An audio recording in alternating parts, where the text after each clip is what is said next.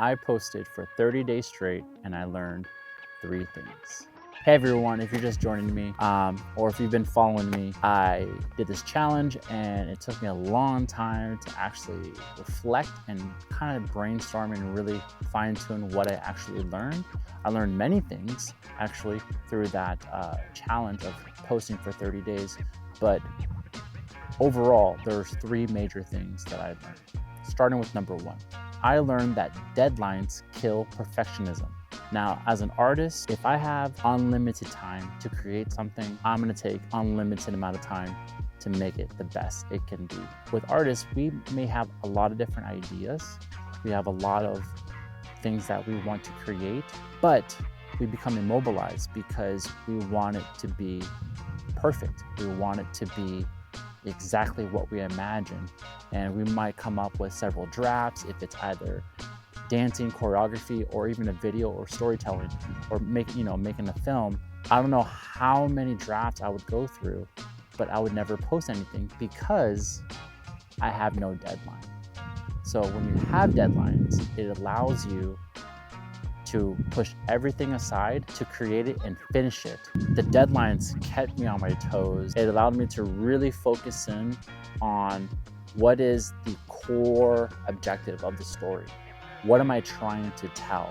There's so many different ways you can tell something, but in the end, what am I trying to tell? And is this shot, is this going to contribute to the story? Is it going to make it better? Is it going to make it digestible? So with the deadline, it really made me come back to what is the purpose of the video? Why should people watch it? Or why should I make it, right? I mean, as an artist, we want to create art. Yeah, there will be times where we want to create some short-term content, but in the end, we want to create something beautiful. And when you have a deadline, it says, I need to get it done.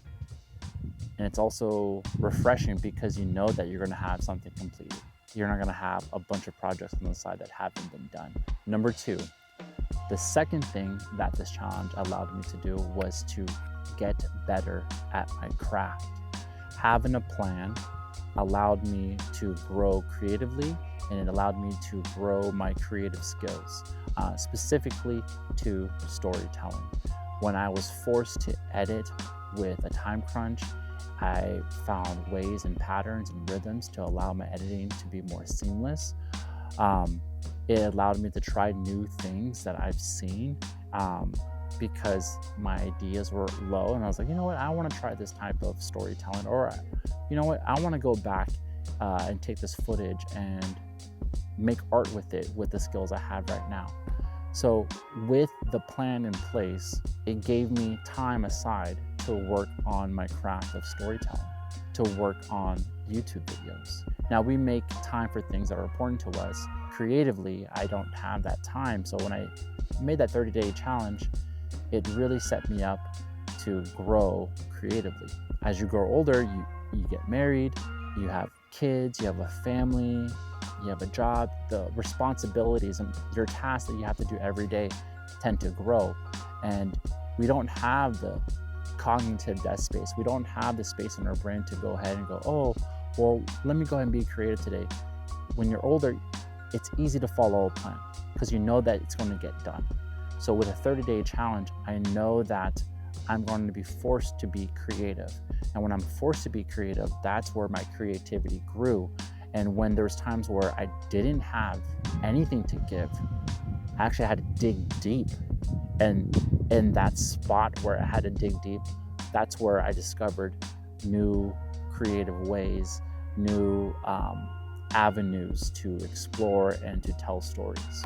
And number 3, the last thing that I learned from this 30-day challenge of posting for 30 videos for 30 days is that inspiration is everywhere.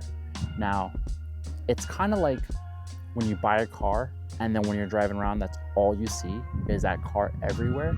That's what it was like when I was trying to find inspiration for my videos. I found inspiration with my family, things that I've been learning. How can I share that story?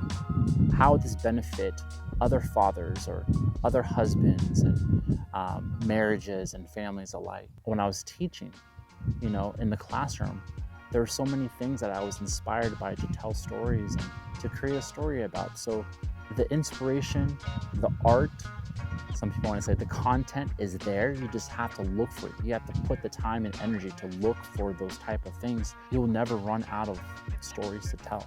Side note, I've decided every Saturday I'm going to post a video, and it's going to be story time with Mr. D. And I'm just going to tell stories. That's something that I found that I really love to do. Not just storytelling in the sense of film and video, but actually just verbally telling stories. I'm going to start posting videos of stories from my life that I've shared, that I tend to share in the classroom, that I think students find interesting or funny. Yeah, so every Saturday I'll post a video, kind of inspired by the Outdoor Boys. To find out that a lot of people really enjoyed the Outdoor Boys, and that was kind of like their Saturday morning routine. Kind of want to do that with storytelling. That's it. I learned 3 things. Number 1, deadlines kill perfectionism. So if you want to create more art, give yourself deadlines. Number 2, create a plan so that you can grow creatively. Number 3, just be reminded that there's inspiration everywhere. There's art everywhere. There's stories everywhere. Thank you so much for watching. Thank you so much for being patient. I know this is a long time coming, but thank you so much to all the new followers. I'm transitioning into a new chapter of my life, and you're going to be seeing more content, more art, if you will. So please like and subscribe and share this video if you think this could benefit someone. Thank you so much for watching. Bye.